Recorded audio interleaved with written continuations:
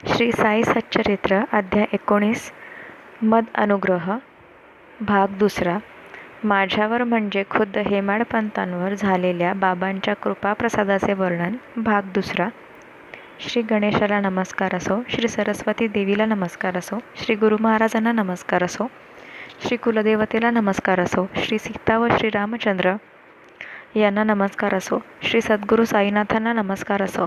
हा साई लहानांहून अत्यंत लहान व मोठ्यांहून अत्यंत मोठा आहे. ब्रह्मदेवापासून ते लहानशा झुडपापर्यंत सर्व जातींच्या वस्तू तोच आहे. अशा सद्वस्तूला रंग, रूप व काही आकार देऊन डोळ्यांनी पाहण्याची अंतःकरणात इच्छा उत्पन्न झाली. सूर्योपासक दिव्याची वात पेटवून सूर्याची भक्तिभावाने आरती करतात, किंवा गणपतीचे भक्त गुळाचा गणपती करून त्यालाच गुळाचाच नैवेद्य दाखवतात, अथवा काही लोक महासागरातून ओंजळीने पाणी घेऊन त्यानेच त्याला अर्घ्य देतात. हे वरवर पाहता योग्य नव्हे, परंतु सूर्य व सागर हे अत्यंत उदार मनाचे असल्याने ते भक्तांचा भाव पाहतात. त्यांचे उचित किंवा अनुचित यांकडे कुठले लक्ष? भक्तांचा गौरव करणे हाच त्यांचा हेतू असतो. समानशीले व्यसनेषु सख्यम. सारखा स्वभाव अथवा व्यसन किंवा छंद असलेल्यांची मैत्री असते. हा जरी सामान्य नियम असला तरी देह आणि आत्मा यांचे एकत्र राहणे याला मोठा व न टाळता येण्यासारखा अपवाद आहे. स्वभावाने जरी एकमेकांहून हे अगदी वेगळे असले तरी त्या दोघांची मैत्री आश्चर्यकारक आहे. एकास दुसऱ्याशिवाय करमत नाही, एक क्षणही ते वेगळे राहत नाहीत. हा देह नाशवंत आहे, तर आत्मा कुठल्याही स्थित्यंतर किंवा बदलाशिवायचा आणि कधीही नाश न पावणारा आहे. दोघांचे प्रेम अमर्याद आहे आणि त्यामुळे संसारचक्रात पुन्हा पुन्हा फिरणे माणसाच्या वाट्यास येते. आत्मा ही मोठी शक्ती आहे, तिच्यापेक्षा अव्याकृत सूक्ष्म असते. तेच आकाश, प्रकृती किंवा अव्यक्त होय. त्यालाच माया असेही म्हणतात. या सर्वांपेक्षा पुरुष म्हणजे परमात्मा सूक्ष्म असतो, जेथे सर्व इंद्रियांना विश्रांती असते. सर्वांची अंतिम गती व शुद्ध ब्रह्म ते हेच. असा हा आत्मा स्वतः निर्विकारी, स्फटिकासारखा अदूषित असून संसारामध्ये माया व कर्माने बांधलेला दिसतो. रंग जसा लाल, काळा किंवा पिवळा असेल तसा स्फटिकाचा रंग दिसतो, परंतु मुळात तो सर्व रंगांहून निराळा, स्थित्यंतराशिवायचा व निर्मळ असतो. दूर मैदानावर मृगजळ आहे असे वाटते. शिंपल्याच्या ठिकाणी चमकदार रूपे भासते आणि दोरीचे वेटोळे पाहून उगाच सर्पाचा खोटा भास होतो. दोरीवर सर्पाचा आरोप वस्तुतः जसा आधाराशिवाय चुकीचा आहे, तसाच मी देह आहे हा अभिमान मुळात मुक्त असलेल्या आत्म्याला खोटे बंधन आणतो. देह व इंद्रिये, मन व प्राण याहून आत्मा वेगळ्या गुणधर्माचा आहे. तो स्वतःच्या तेजाने प्रकाशणारा, शुद्ध चैतन्ययुक्त, विकार व आकार यांच्याशिवायचा आहे. जोवर देह, बुद्धी, मन व प्राण यांचा अभिमान आहे, तोवर कर्तृत्व व भोक्तृत्व असणारच आणि त्यांची जाणीवही टाळता येणार नाही. वडाचे बीज किती सूक्ष्म, परंतु त्याच्या गर्भात सबंध वडाच्या वृक्षाची शक्ती साठवलेली असते आणि त्या वृक्षाच्या पोटात अगणित बीजे असतात आणि त्या बीजांमध्ये कोट्यावधी वृक्ष असतात. अशा प्रकारे वडाच्या प्रत्येक बीजापोटी वडाचा एक एक वृक्ष असतो. याचा अनुभव सृष्टीच्या नाशापर्यंत होत असतो. या विश्वातही प्रत्यक्ष तसेच चालत असते. हे नीट लक्ष देऊन पहा. शाश्वतता, निर्भयता, मुक्तता, स्वतंत्रता व परमात्म्याची प्राप्ती यातच जीवनाचे साफल्य असते आणि आयुष्याचे अंतिम ध्येय असते. ज्ञानाशिवाय मोक्ष नाही, विरक्तीशिवाय ज्ञान प्राप्त होत नाही आणि जोपर्यंत मनाला संसार अनित्य वाटत नाही, तोपर्यंत विरक्तीची कल्पना स्फुरत नाही. परंतु या संसाराच्या अनित्य वाटण्यामध्येच जगाचे अस्तित्व दृष्टोत्पत्तीस येते आणि हा वाटसरू मध्येच चकित होतो आणि त्याला कोठे जावे हे कळत नाही. असा हा विश्वाचा आभास आहे. शुद्ध ज्ञानस्वरूप परमात्म्याच्या ठिकाणी मायेचा खोटा विलास आहे. प्रपंचात उद्भवलेला स्वप्नाचा देखावा आहे. यासाठी उगाच त्रास का करून घ्यावा? स्वप्नातून जागे झाल्यावर स्वप्न नाहीसे होते, म्हणून जे स्वस्वरूपी स्थित आहे त्याला संसारातील कीर्ती, सत्ता व संपत्ती इत्यादी प्राप्त करण्याची आठवण नसते. सर्व आत्म्यांचे ऐक्य आहे असे अनुभवाचे ज्ञान झाल्याशिवाय व आत्म्याचे खरे स्वरूप जाणल्याशिवाय शोक व मोहाचे बंधन तुटण्याला दुसरा काही सावधानतेचा मार्ग नसतो. ज्ञानमार्ग हा सर्वात श्रेष्ठ मार्ग आहे असा जरी बाबा रात्रंदिवस उपदेश करीत असत तरी ते सर्वसाधारणतः भक्तिमार्गाचेच अवलंबन करण्यास सांगत असत. ज्ञानमार्गाचा महिमा सांगताना ते म्हणत की ज्ञानमार्ग रामफळासारखा असतो. भक्तिमार्ग म्हणजे सीताफळाचा आस्वाद घेणे होय. ते सहज साधण्यासारखे व चवीला गोड असते. ज्ञान म्हणजे छान पिकलेले रामफळ व भक्ती म्हणजे गोड सीताफळ. दोन्ही एकापेक्षा एक रसाने भरलेले व मधुर असतात. सुगंधही दोघांचा तसा सारखाच असतो. रामफळाच्या आतील खाण्याचा पदार्थ फळ काढून जो खाली पिकवतो त्याला उगीर लागतो म्हणजे उग्र लागतो, परंतु जो धीर धरून त्या फळाला झाडावरच पिकू देतो त्याला तो गोड लागतो. रामफळाची गोडी सरस खरी, परंतु झाडावर देठाला ते पिकले तरच. जर ते जमिनीवर खाली पडले तर ते कडू होते. म्हणून झाडावरच जो पिकवू जाणेल त्यालाच त्याचा आस्वाद घेता येईल. सीताफळासाठी मात्र कसले कष्ट लागत नसतात. त्याची गोडी थोडी कमी परंतु फार मोलाची असते. रामफळाला जशी जमिनीवर खाली पडण्याची भीती असते तशीच ज्ञानमार्ग अवलंबणाऱ्यालाही निर्भयता नसते. त्याला अणिमा, महिमा वगैरे अष्टसिद्धींवर विजय मिळवावा लागतो आणि थोडीही हयगय करून चालत नाही. म्हणून दयेचे सागर श्री साई आपल्या शिष्यांना बहुतेक भक्ती व नामस्मरण यांचेच विवरण करीत असत. श्रीमद्भगवद्गीतेमध्ये भगवान श्रीकृष्णांनी अर्जुनाला ज्ञानापेक्षा ध्यान श्रेष्ठ आहे असे सांगितले आहे. श्री साईबाबा देखील भक्तांचे संसारबंधन तुटायला हेच साधन सांगत असत. असो, याविषयीची कथा मागील अध्यायात वर्णन करता करता राहिली ती मी आता सांगतो. श्रोत्यांनी ऐकावे. एका वयाने वृद्ध व शक्तीने क्षीण अशा म्हातारीने संकट उभे केले होते. तिने साईबाबांपासून मंत्र मागण्यासाठी अन्न व पाणी वर्ज्य करण्याचे व्रत आरंभिले होते. तिची अशी स्थिती पाहून माधवकरांना भीती पडली आणि ते बाबांजवळ मध्यस्थी करायला आले. अशी ही पूर्वीच्या कथेची अनुसंगती आहे. साईंच्या मनातले विचार दर्शवणारी ही साई सच्चरित्ररूपी ज्योती उजळली आहे. तिचा उजेड मार्गदर्शक होऊन साध्या भोळ्या जनांना योग्य मार्ग सापडो. बाबांच्या आज्ञेवरून माधवरावांनी माझ्याबरोबर ज्या सुंदर कथेला सुरुवात केली तीच आपण पुढे चालवूया. माधवराव म्हणाले, म्हातारीचा निश्चय पाहून बाबांनी तिच्यावर अनुग्रह केला.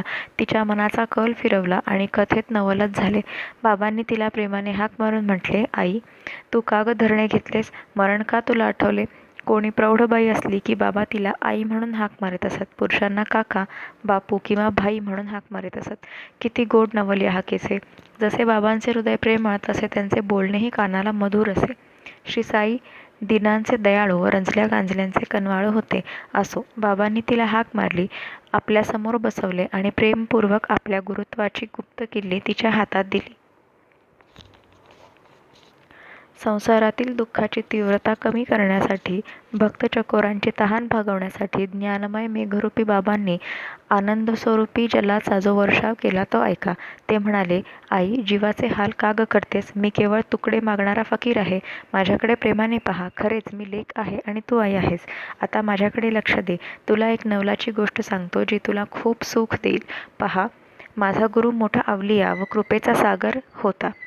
त्याची सेवा करून करून मी दमलो, परंतु तो कानमंत्र देत नव्हता. माझ्या मनातही प्रबळ इच्छा होती की त्याची कास सोडू नये आणि खूप प्रयत्न करून त्याच्या मुखानेच मंत्र घ्यावा. सुरुवातीला त्याने मला लुबाडले. माझ्याकडून 2 पैसे मागितले. मी ते लगेच देऊन टाकले आणि मंत्रांच्या शब्दासाठी खूप विनंती केली. माझा गुरु पूर्ण काम, ज्याच्या सर्व इच्छाकांक्षा तृप्त झालेल्या आहेत असा होता. त्याला 2 पैशांचे काय काम? शिष्याकडून पैसे मागतो त्याला निष्काम कसे म्हणावे? परंतु अशी शंका मनात येऊ देऊ नका. त्याला व्यावहारिक पैशांची इच्छा स्वप्नातही नव्हती. पैशाशी त्याला काय कर्तव्य, निष्ठा व सबुरी हेच ते 2 पैसे होते, दुसरे नव्हते. मी ते लगेच देऊन टाकले आणि त्यामुळे गुरुमाऊली माझ्यावर प्रसन्न झाली. धैर्य म्हणजेच सबुरी. तिला कधीही दूर सारू नकोस. प्रसंग केव्हाही व कसाही जड पडला तरी हीच परपार नेईल. पुरुषांचे पौरुषत्व म्हणजेच सबुरी. ती संताप व दीनता घालवते, युक्तिप्रयुक्तीने संकटे निवारते आणि सर्व भीती बाजूला सारते. सबुरीच्या वाटेला यश येते आणि विपत्ती 12 दिशांना पळून जाते. येथे अविचाररूपी त्रासदायक गोष्ट कोणाला ठाऊक नसते. सबुरी ही सद्गुणांची खाण व सद्विचाररूपी राजाची राणी आहे. मनुस्मृतीत 10 सद्गुणात घृती म्हणजे सबुरीला प्रथम स्थान दिले आहे. निष्ठा व सबुरी या सख्या बहिणी असून एकमेकींना जीव की प्राण असतात. सबुरीशिवाय मनुष्य प्राण्याची स्थिती दीनवाणी होते. पंडित असो किंवा मोठा गुणवंत असो, हिच्याशिवाय त्याचे जीवन व्यर्थ असते. गुरु जरी स्वतः समर्थ असला तरी शिष्याकडून त्याला तीव्र बुद्धीची, सबळ श्रद्धेची व धैर्ययुक्त सबुरीची अपेक्षा असते. दगड व हिरा हे दोन्ही सहाणेवर घासले तर स्वच्छ होतात, परंतु दगड दगड राहतो आणि हिरा मात्र तेजाळ होतो. चमकवण्यासाठी दोघांनाही एकच विधी केला, परंतु दगडाला हिऱ्याचे पाणी चढेल काय? हिऱ्याची तेजाळ हिरकणी बनेल आणि दगड आपल्या गुणासारखा गुळगुळीतच राहील. 12 वर्षे गुरुच्या पायाशी राहिलो आणि गुरुने लहानाचा मोठा केला. गुरुच्या पोटात अत्यंत प्रेम होते आणि मला अन्नवस्त्राचा तोटा नव्हता. माझा गुरु भक्ती प्रेमाचा केवळ पुतळा होता. त्याला शिष्याचा खरा जिव्हाळा होता. माझ्या गुरुसारखा गुरु विरळच आणि त्याच्या सहवासाच्या सुख सोहळ्याचे वर्णनच करता येत नाही. त्या प्रेमाचे काय वर्णन करावे? त्याचे मुख पाहता माझे डोळे ध्यानस्थ होत असत आणि आम्ही दोघेही अति आनंदित असायचो आणि मला दुसरे काही पाहणेच नसायचे.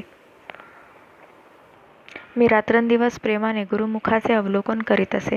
मला ना भूक न तहान आणि गुरुशिवाय माझे मन अस्वस्थ होत असे. त्याच्याशिवाय दुसरे ध्यान मला नव्हते.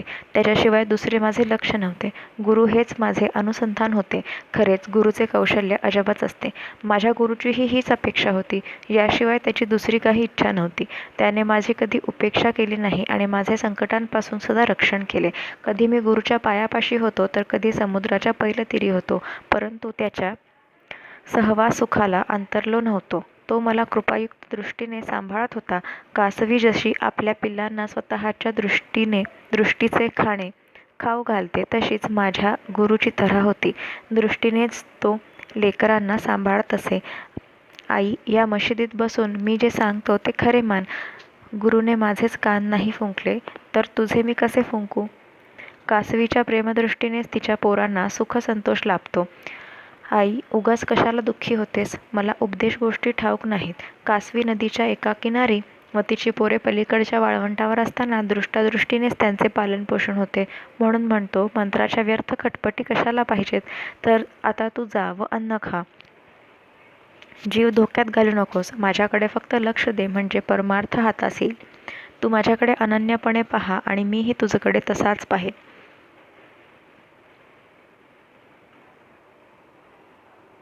याशिवाय दुसरे काही माझ्या गुरुने मला शिकवलेलेच नाही. साधन संपत्तीची, ज्ञानप्राप्तीची 4 साधने म्हणजे विवेक, वैराग्य, समाधी, षडसंपत्ती व मुमुक्षुता मिळवण्याची गरज नाही. 6 शास्त्रांच्या निपुणतेची जरुरी नाही. फक्त एक पुरता विश्वास असावा की गुरुच कर्ता व हर्ता आहे. म्हणूनच गुरुचे महत्त्व फार मोठे आहे. गुरु साक्षात ब्रह्मा, विष्णू व महेश्वर आहे. असे जो कोणी गुरुची ही स्थिती जाणतो तो त्रैलोक्यात धन्य होय. अशा प्रकारे या म्हातारीला बाबांनी बोध केल्यावर ती गोष्ट तिच्या मनात ठसली आणि तिने बाबांच्या चरणांवर मस्तक ठेवून आपले व्रत थांबवले. ही कथा ऐकून मुळापासूनच तिची समर्पकता जाणून आणि तिची सार्थकता पाहून माझ्या मनाला आनंदपूर्वक आश्चर्य वाटले. बाबांची ही लीला पाहून परमानंदाने माझा कंठ दाटला. प्रेमाचा उमाळा येऊन गहिवर आला आणि हा उत्तम उपदेश मनात ठसला. माझा कंठ दाटलेला पाहून माधवराव मला म्हणाले, का हो अण्णासाहेब, का गहिवरला आणि स्वस्थ कशासाठी बसला? बाबांच्या तर कथा अगणित आहेत. किती म्हणून तुम्हाला सांगू? माधवराव असे बोलत असताना मशिदीत वाजत असलेली घंटा ऐकली. रोज दुपारी जेवणाआधी भक्त मशिदीत जाऊन बसत असत. गंध, अक्षता, अर्घ्यपाद्य इत्यादी विधींसह बाबांची पूजा करीत असत. त्यानंतर बापूसाहेब जोग पंचारती घेऊन बाबांना भक्तियुक्त प्रेमाने ओवाळीत असत आणि भक्त लोक आरत्या म्हणत असत. त्या आरतीची उत्तम निदर्शक अशी ही घंटा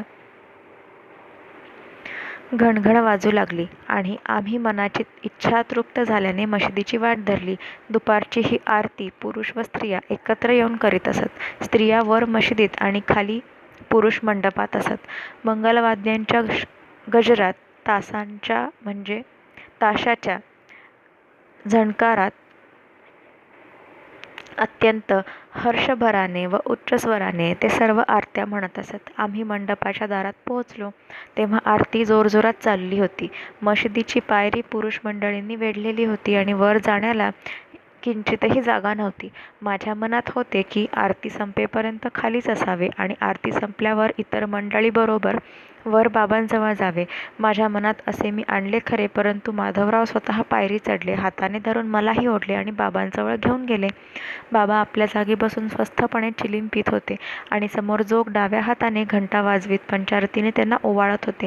अशा त्या आरतीच्या ऐन रंगात माधवराव बाबांच्या समोर उजव्या बाजूस स्वस्थ बसले आणि मलाही बसवले. मग शांत मूर्ती संतांचे मुकुटमणी बाबा मंजूळ शब्दात मला म्हणाले, शामरावांनी काय दक्षिणा दिली ती मला दे. मी म्हणालो, बाबा हे शामराव येथेच आहेत. त्यांनी दक्षिणेऐवजी नमस्कार दिले आणि मला म्हणाले की हेच माझे 15 रुपये बाबांना द्या. त्यावर बाबा म्हणाले, बरे ते असू दे. काही गोष्टी केल्या का? दोघे काही बोलला का? काय काय गोष्टी केल्या त्या आता मला सर्व सांग. नमस्काराची गोष्ट जाऊ दे, त्याच्याशी काय काय गोष्टी केल्या त्या समग्र आता मला ऐकव. गोष्ट सांगण्याची मला उत्कंठा होती आणि पोटात परमानंद मावत नव्हता. एवढा मोठा आरतीचा गजर, तरी तो परमानंद ओठातून बाहेर पडला. तक्क्याला टेकून बसलेले बाबा देखील गोष्ट ऐकायला पुढे झाले आणि मी देखील पुढे तोंड करून ते सांगायला सुरुवात केली.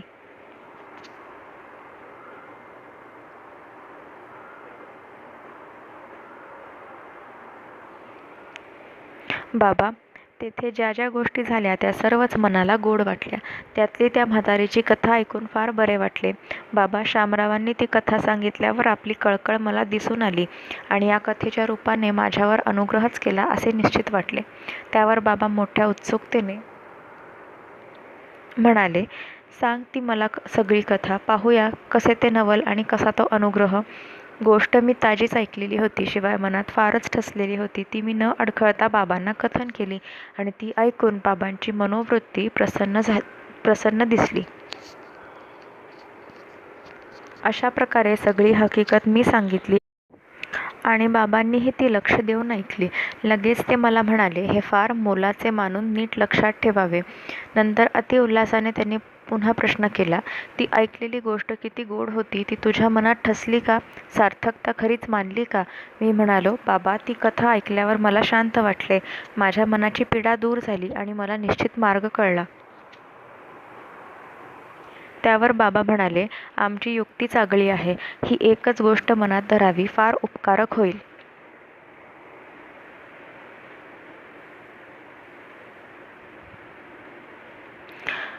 आत्म्याचे नीट अनुभवजन्य ज्ञान प्राप्त करणे आणि त्यासाठी त्याचे ध्यान करणे हेच आत्म्याचे अनुष्ठान होय आणि त्यामुळेच वृत्तीचे समाधान होते. सर्व इच्छांपासून मुक्त होऊन सर्व प्राण्यांमध्ये वास करणारा परमेश्वर मनात आणावा, म्हणजे व्यवस्थित ध्यान होईल आणि जे प्राप्त करायचे आहे ते प्राप्त होईल. केवळ मूर्तिमंत जे ज्ञान, चैतन्य अथवा अत्यंत आनंद, तेच माझे स्वरूप जाण आणि त्याचेच नित्य ध्यान करीत जा. हे माझ्या निर्गुण निराकार रूपाचे ध्यान साधले नाही तर माझे सगुण साकार रूप लक्षात आणून नखांपासून शेंडीपर्यंत मला रात्रंदिवस मनात आण. असे माझे ध्यान करता करता वृत्ती एकाग्र होईल आणि ध्याता, ध्यान व ध्येय यांचे भान नष्ट होऊन जाईल. अशा प्रकारे हा तिघांचा समुदाय नाहीसा झाला म्हणजे ध्यान करणाऱ्याला अत्यंत चैतन्यता प्राप्त होईल. हेच ध्यान करण्याचे अंतिम उद्दिष्ट आहे. यामुळेच ब्रह्माशी ऐक्य तुला प्राप्त होईल. कासवी नदीच्या अलीकडच्या काठावर असते तर तिची पिल्ले पलीकडच्या काठावर असतात. त्यांना दूध व आईची ऊब मिळत नाही, परंतु फक्त आईची दृष्टीच त्या बालकांचे पोषण करीत असते. पिल्लांनी सदा आईचे ध्यान करायचे असते, दुसरे काही करायचे नसते. त्यांना दूध नको आणि चारा किंवा अन्नही नको. आईकडे पाहणे हेच त्यांचे पोषण असते. हे जे कासवीचे पिल्लांकडे परत पाहणे म्हणजे प्रत्यक्ष अमृताची वृष्टीच होय. त्यामुळे पिल्लांना जसा स्वानंदरूपी पोषणाचा लाभ होतो तसाच गुरु शिष्यांनाही एकरूप बनण्याचा लाभ होतो.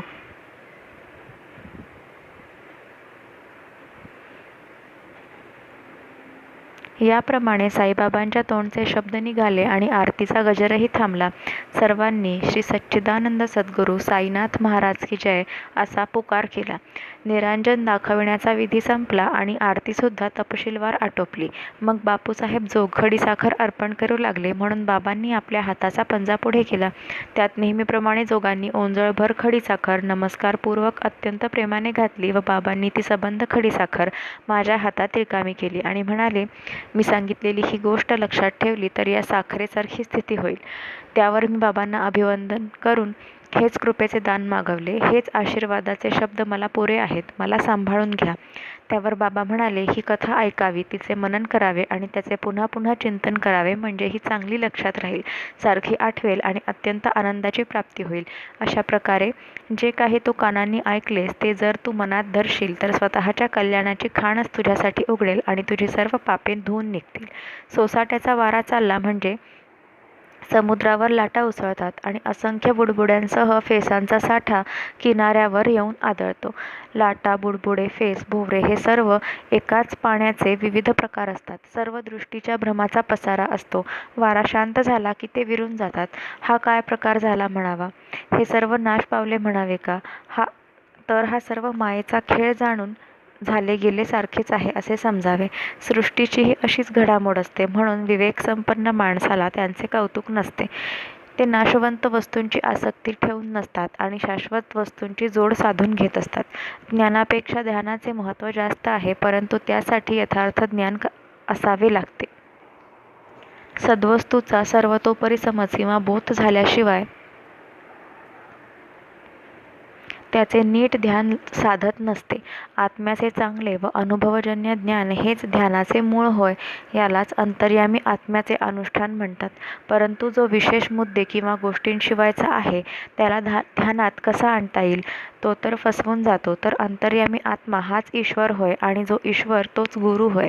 तिघांमध्ये भेद मुळीच नसतो. पुन्हा पुन्हा चिंतन चांगले पक्के झाले आणि ध्याता व ध्यान एकमेकात मिसळून गेले म्हणजे दिवा जसा अजिबात वारा वाहत नसताना स्थिर असतो, त्याप्रमाणे चित्ताला शांतता येते आणि तिलाच समाधी म्हणतात. सर्व इच्छा आकांक्षांपासून अगदी मुक्त होऊन जो सर्व प्राण्यांचा अंतर्यामी आहे असे जाणून आपल्याशिवाय जगात दुसरे काहीच नाही हे समजून कसलीही व कोणाचीही भीती नसलेली स्थिती प्राप्त झाली की तो ध्यानात येतो. मग अविद्येमुळे उत्पन्न झालेल्या कर्माच्या बंधनाचे संबंध तटातट तुटतात, विधिनिषेधाचे निर्बंध तुटतात आणि मुक्तीचा आनंद लुटायला मिळतो. आधी आत्मा आहे की नाही, तो एकच आहे की ठिकठिकाणी निरनिराळा आहे आणि तो कर्म करणारा आहे की तो कर्म करीतच नाही, हे पाहण्यासाठी 6ही शास्त्रे धुंडाळावीत. सर्व प्राण्यांमधील आत्मे एकच आहेत याचा प्रत्यक्ष अनुभव घेणे हीच ज्ञानाची पराकाष्ठा आहे. मोक्षाची व परमानंदाची उत्पत्ती खरी तेथूनच होते. आंधळ्या माणसाकरता हत्तीचे वर्णन करण्यासाठी बृहस्पतीसारखा वक्ता आणला तरी त्याच्या वक्तृत्वाने हत्तीचे स्वरूप ध्यानात येत नसते. वाणीला अगम्य अशा वस्तूचे वर्णन करता येत नसते. वक्त्याचे तोंड आणि श्रोत्यांचे कान काय गेलेले डोळे परत आणतील? हत्तीचे खरेखुरे स्वरूप पाहण्यासाठी केवळ डोळे हेच उपयोगी पडणारे असतात. डोळे नसताना आंधळ्याच्या अनुभवाला हत्ती कसा येईल? तसेच गुरु जेव्हा दिव्य नेत्र देईल तेव्हाच ज्ञानाचा ठेवा हाती येईल. साईबाबा स्वतःच संपूर्ण अनुभवज्ञानाचा साठा आहेत. त्यांच्या स्वरूपाचे यथास्थित ज्ञान करून घेणे हेच त्यांच्या ध्यानाचे अनुष्ठान व दर्शन आहे. अविद्या, काम व कर्म यांच्या बंधनांपासून संपूर्णपणे मोकळे होण्यासाठी दुसरे काही साधन नाही, हे लक्षात ठेवा.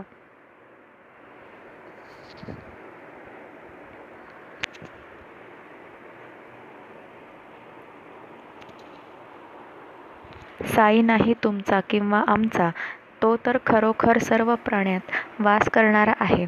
सूर्य जसा सगळ्या जगाचा आहे तसाच हा सर्वांचा आहे. आता त्याचे सर्वसाधारण व अमूल्य बोल ऐका. वेळोवेळी म्हटलेले ते बोल लक्षात ठेवले तर तुमचे हित सदा सर्वदा सफल होईल. पूर्वजन्मीचे ऋणानुबंध असल्याशिवाय कोणीही कोठेही जातच नाही.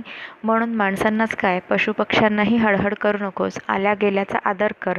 तहान दिलेला पाणी, भुकेल्याला भाकरी, उघडे अंग असलेल्याला वस्त्र आणि ठावठिकाण नसणाऱ्याला बसण्यासाठी ओटा दिला तर श्रीहरीला संतोष होईल. तुझ्या मनात एखाद्याला पैसा कसा द्यावा अशी शंका वाटत असेल तर देऊ नकोस, परंतु त्याच्या अंगावर कुत्र्यासारखा ओरडू नकोस. कोणीही तुला 100 बोल बोलू दे, तू त्याला उलट कडू उत्तर देऊ नकोस. सदा सहिष्णुता धरली तर अमर्याद सुख लाभेल. दुनिया इकडची तिकडे झाली तरी आपण मागे पुढे होऊ नये. आपल्या जागी अगदी स्वस्थ राहून दुनियेतले कौतुक तेवढे पाहावे. तुमच्या आमच्यामधील भिंत पाडून टाका, म्हणजे जाण्या येण्याचा प्रशस्त मार्ग अगदी निर्धास्त होईल. मी तूपणाची भेदवृत्ती हीच ती गुरुशिष्यांमधली भिंत, आणि ती निश्चितपणे पाडून टाकली नाही तर त्यांच्यामध्ये ऐक्यस्थिती प्राप्त होणे कठीण. अल्लाह मालिक, अल्लाह मालिक. त्याच्याशिवाय आपला कोणीही संरक्षण करता नाही. त्याची करणी अलौकिक, अमौलिक आणि न कळणारी आहे. तो जे करील तेच होईल. त्याचा मार्ग तोच दाखवेल. एकही क्षण न लागता वेळ येईल आणि आपल्या मनाची इच्छा पुरी होईल. ऋणानुबंधाच्या गाठी आहेत म्हणून तुमच्या आमच्या भेटी दैववशात झाल्या आहेत. तरी पोटात एकमेकांबद्दल प्रेम धरूया आणि सुखसंतोषाचा अनुभव घेऊया. येथे कोण अमर आहे? कृतार्थ त्याला म्हणावा ज्याला परमार्थ लाभला आहे. नाहीतरी जोपर्यंत श्वासोच्छ्वास चालतो तोपर्यंत जीव मात्र जिवंत राहत असतात. हे कृपावचन कानी पडले आणि माझे आतुर मन सुखावले. तहानलेल्या मला जणू काय पाणी लाभले आणि मी आनंदयुक्त झालो. जवळ अप्रतिम बुद्धी असेल व कधीही न ढळणारी गाढ श्रद्धा असेल तरी साईसारख्या गुरुचे बळ लाभायला प्रबळ भाग्याचीच आवश्यकता असावी लागते. यातील सार पाहू जाता श्रीकृष्ण भगवान गीतेत जे बोलले तेच अगदी खरे आहे. जे मला जसे भसतात तसे मी त्यांना फल देतो. म्हणजे सर्व भार कर्मावरच आहे. जसे कर्म केले असेल, जसे ज्ञान जोडले असेल आणि जसा अभ्यास केला असेल त्या प्रमाणात हित साधले जाते.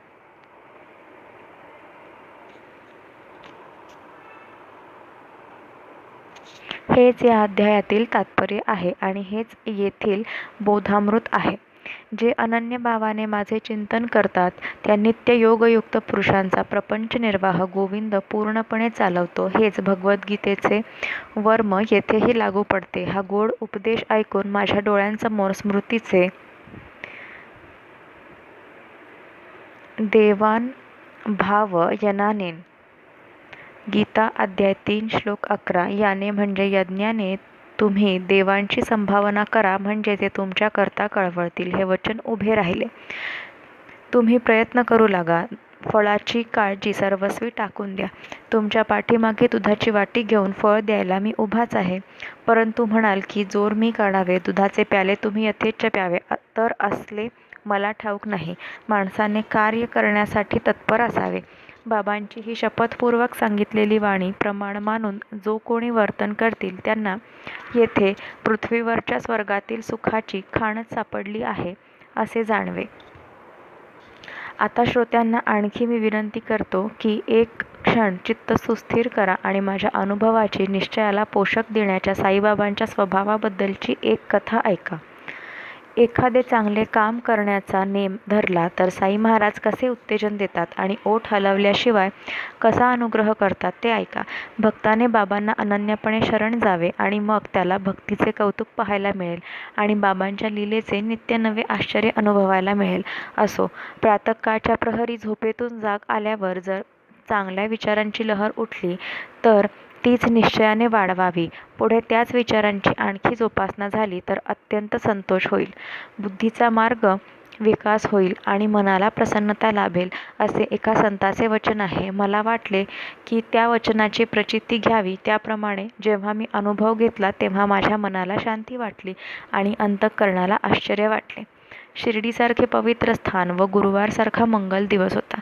मनाला वाटले रामनामाचा अखंड जप करावा. बुधवारी रात्री बिछाण्यावर शरीर निद्रावश होईपर्यंत माझे मन श्रीरामप्रभूंच्या चिंतनात गर्क करून हृदयात तसेच कायम ठेवले. प्रातःकाळी जाग आल्याबरोबर मनाला रामनाम आठवले आणि अशी वृत्ती उठलेली पाहून जिभेची सार्थकता झाल्यासारखे वाटले. मग निश्चयाने मन स्थिर केले. शौच व मुखमार्जन आटोपून मिळतील ती फुले गोळा करून साईबाबांच्या पहाटेच्या दर्शनाला निघालो. दीक्षितांचे घर सोडले आणि बुट्टींच्या वाड्याबाहेर पडलो. तो औरंगाबादकर यांना मधुर सुंदर संगीत गाताना ऐकले. त्या गीताची प्रसंगानुरूपता ओवी रूपाने सांगितली तर मूळची स्वाभाविक गोडी जाईल आणि श्रोत्यांचा विरस होईल. म्हणून ते गीतच मुळासकट शब्दशः मी गाऊन दाखवतो, म्हणजे श्रोतेजन आनंदित होतील आणि मूळ गीतातील शुद्ध उपदेश जाणवेल. पद. गुरुकृपा अंजन पायो मेरे भाई, राम बिना कछु मानत नाही. अंदर रामा बाहर रामा, जहाँ देखे वहाँ पूर्ण कामा.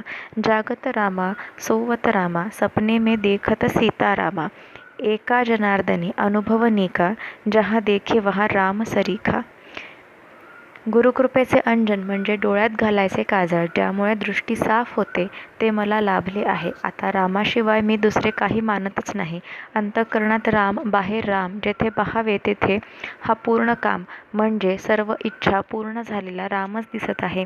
जागे असताना राम, झोपले असताना राम, स्वप्नातही हा सीताराम मला दिसत असतो.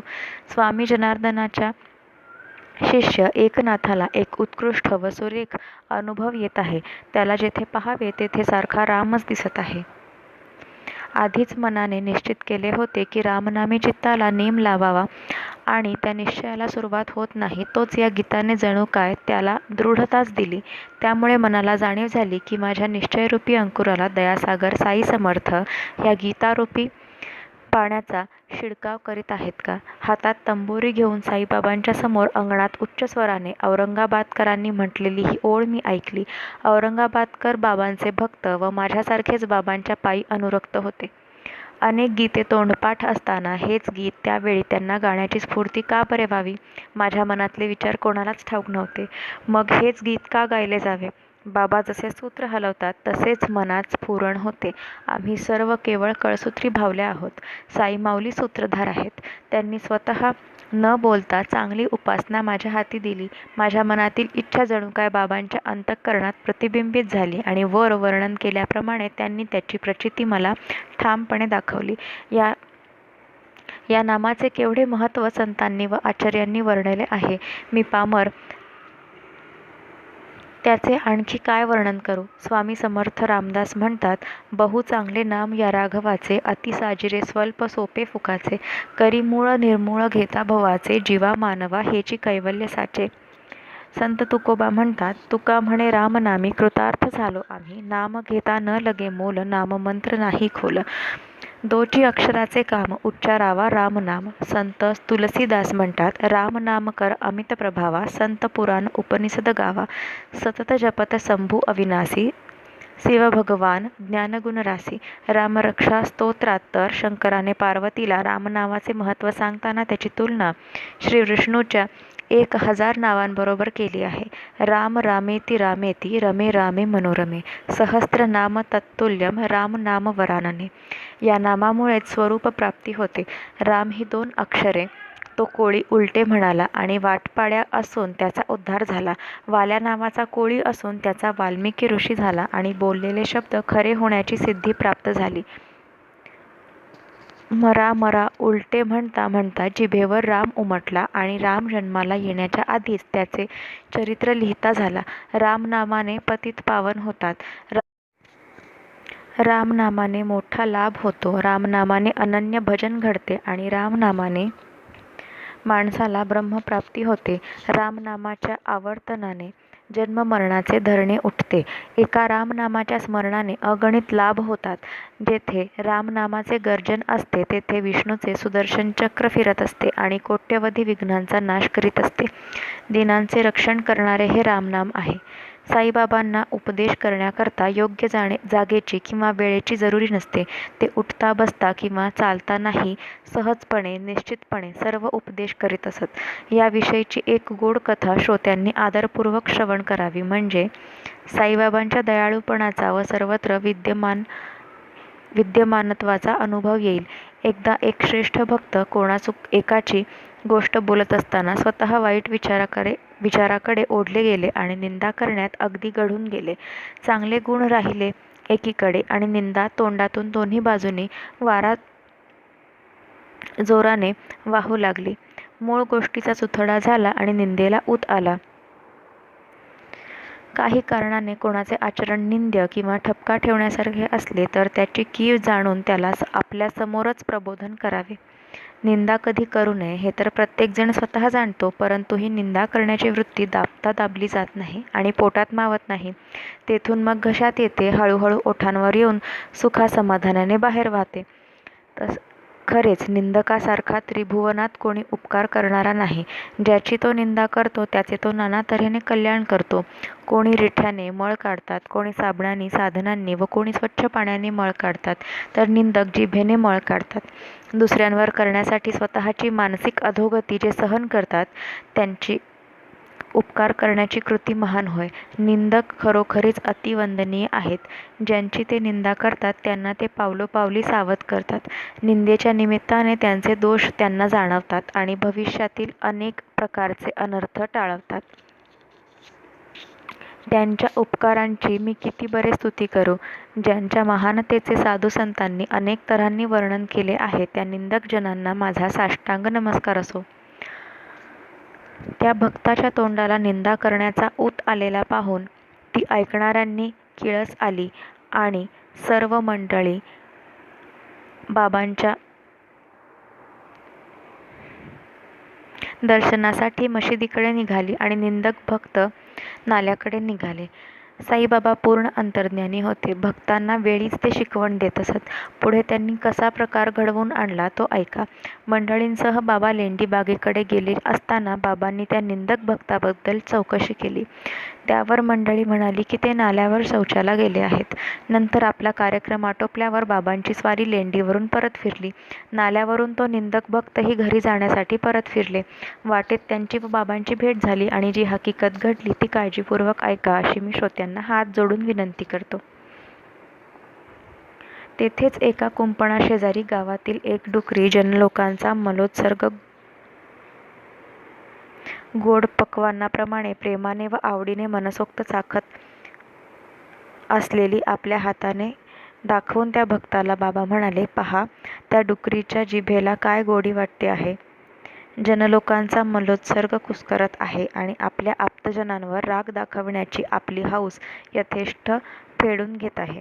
मोठ्या पुण्याईने प्राप्त झालेला हा मानवाचा जन्म जो अशा रीतीने फुकट घालवून स्वतःचा घात करून घेणाऱ्याला ही शिर्डी कोणते सुख देऊ शकेल. बाबा असे बोलत गेले आणि ते बोल त्या निंदक भक्तांच्या अंतःकरणात जोराने शिरून फार टोचले.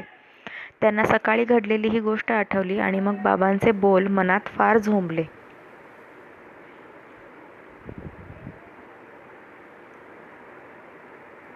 असो, बाबा तर वेळ प्रसंग पाहून भक्तांना अनेक तऱ्हांनी उपदेश करीत असत.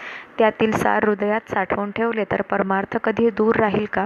असेल माझा हरित दिल खाटल्यावरी या म्हणीचा खरेपणा खोटा नव्हे, परंतु तो अन्न व वस्त्र एवढ्याच पुरता लागू आहे. त्याला जो परमार्थासाठी लावू पाहिल त्याचा परमार्थ सर्व तऱ्हेने लुबाडला जाईल. जो जैसे जो करील तैसे तो भरील. हे बाबांचे बोल अत्यंत मोलाचे आहेत. आणखी सुद्धा बाबांचे बोल ऐकले तर आत्मानंदाला डोलायला लावतील आणि भावभक्तीची ओल असली तर तिची मुळे खूप खोल जातील.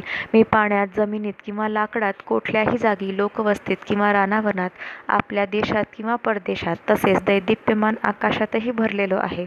मी एकदेशी नव्हे. 3.5 हातांच्या मर्यादित जागेत माझे अस्तित्व जे मानतात त्यांची चुकीची समजूत दूर करण्यासाठी मी देह धारण केला आहे.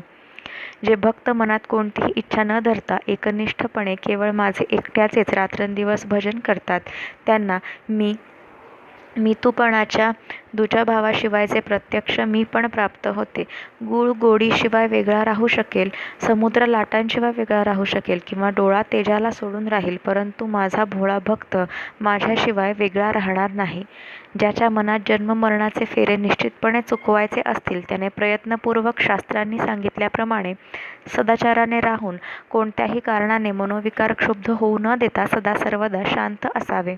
त्याने कोणाच्याही मनाला झोंबतील किंवा टोचतील असे शब्द बोलू नयेत, कोणाच्याही भावना दुखावू नयेत किंवा उणेपणा उघड करू नये आणि सदा चांगल्या व पापरहित कर्मात मग्न असावे आणि आपल्या कर्तव्य कर्माकडे लक्ष ठेवून असावे. माझ्या ठिकाणी मन व बुद्धी लावून समर्थ अशा माझे सतत स्मरण करावे. अशा त्याला देहाचे कधीही काहीही होवो याची पर्वा नसते आणि कसलीही भीती तर खात्रीने नसते. जो माझ्याकडे अनन्यपणे पाहतो, जो पापांपासून मुक्त करणाऱ्या माझ्या कथांचे श्रद्धेने वर्णन करतो व ऐकतो, जो माझ्याशिवाय दुसऱ्या कोणाबद्दलही भक्तिभाव धरत नाही, त्याचे चित्त परमात्म स्वरूपच होईल. माझे नाव घ्या, मला शरण या, हे तर सगळ्यांनाच बाबा सांगत गेले, पण त्याबरोबरच आपण कोण ते जाणण्याकरता त्यांना आपल्या कथांचे श्रवण व मनन करण्याचा उपदेश केला. अशा प्रकारे कोणा एकाला भगवंतांचे नामस्मरण, तर दुसऱ्याला भगवंतांच्या लीलेचे श्रवण, तर तिसऱ्याला भगवंताची पूजा अर्चा बाबा सांगत असत. वेगवेगळे नेम वेगवेगळ्या अधिकारी व्यक्तींना सांगितले जात. कोणा एकाला अध्यात्म रामायण, तर कोणाला ज्ञानेश्वरीचे पुरश्चरण, कोणाला हरिवदाचे पारायण, तर कोणाला गुरुचरित्राचे वाचन सांगत असत. कोणाला आपल्या पायांजवळ बसवीत, कोणाला खंडोबाच्या देवळात उगीमुगी बसण्यास सांगत, तर कोणाच्या गळ्यात विष्णू सहस्रनामावली कळकळीने बांधित, कोणाला रामविजय वाचण्याचा उपदेश करीत, तर कोणाला ध्यानधारणेचे व नामस्मरणाचे महत्त्व सांगत, कोणाला छांदोग्य उपनिषद तर व गीता रहस्य यांची स्वाभाविक गोडी श्रद्धापूर्वक अनुभवायला सांगत असत. अशा तऱ्हेने कोणाला काही दीक्षा देण्याच्या प्रकारांना सीमाच नव्हती. कोणाला प्रत्यक्ष तर कोणाला स्वप्नात सूचक उपदेश करण्याची त्यांची नवलाई तर अपूर्व होती. एकूण एक जातीचे भक्त धावून भक्तांच्या दर्शनाला येत असत. एखाद्याची दारूवर फार प्रीती असली तर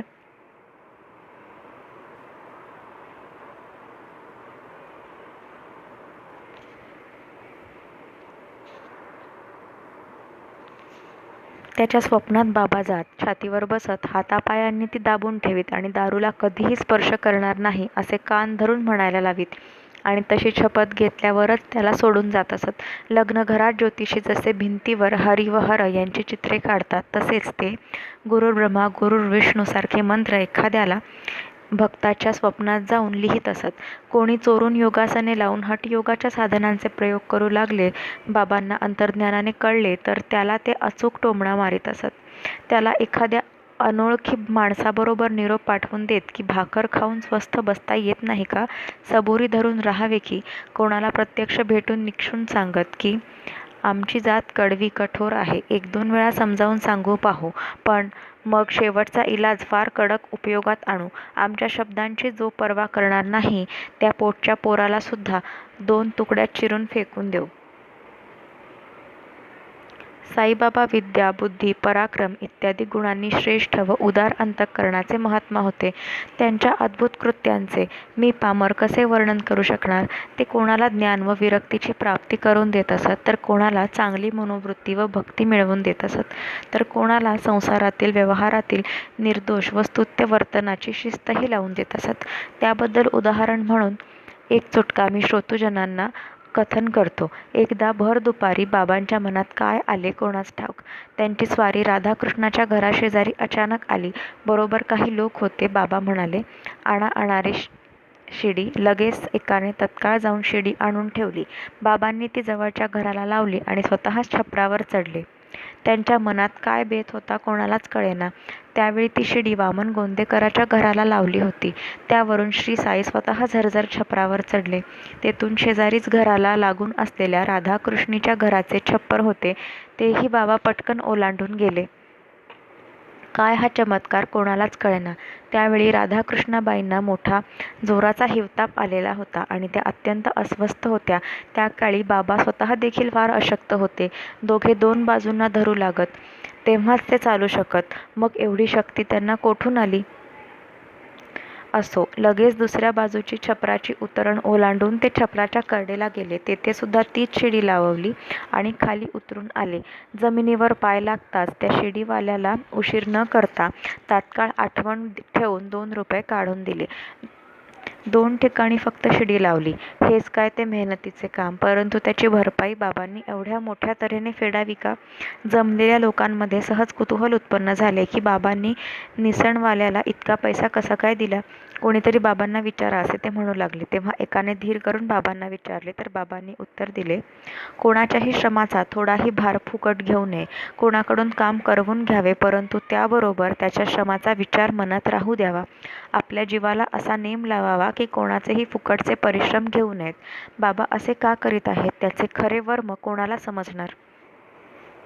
त्यांचे त्यांनाच ठाऊक. संतांच्या मनातले अत्यंत गूढ असते. बाबांच्या तोंडचे शब्द हेच आम्हाला सर्वस्वी आधार आहेत. त्याप्रमाणे वागण्याचा निश्चय ठेवला तर संसारातील व्यवहार सुरळीत चालेल.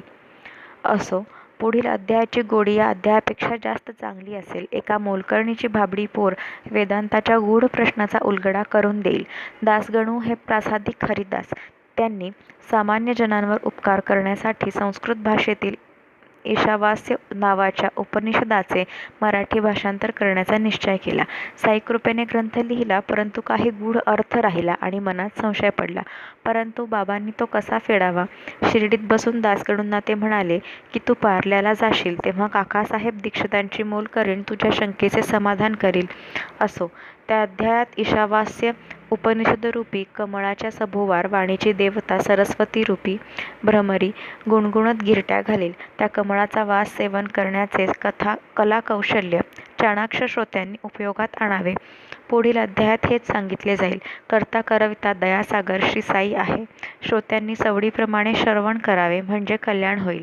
हेमाडपंत साईबाबांना शरण आले आहेत, तसेच सर्व प्राण्यांमध्ये वास करीत असलेल्या परमेश्वराच्या ठिकाणी लीन झाले आहेत. श्रोत्यांनी मला नीट लक्ष देण्याचे दान द्यावे. हे साईंच्या कथांचे निरूपण गोड आहे. सर्वांचे कल्याण असो. अशा प्रकारे संत व सज्जन यांनी प्रेरणा केलेल्या भक्त हेमाडपंत यांनी रचलेल्या श्री साई समर्थ यांच्या सत्यचरित्राचा मद अनुग्रह 2 नावाचा 19वा अध्याय समाप्त झाला. श्री सद्गुरू साईनाथांना अर्पण असो. सर्वत्र मंगल असो.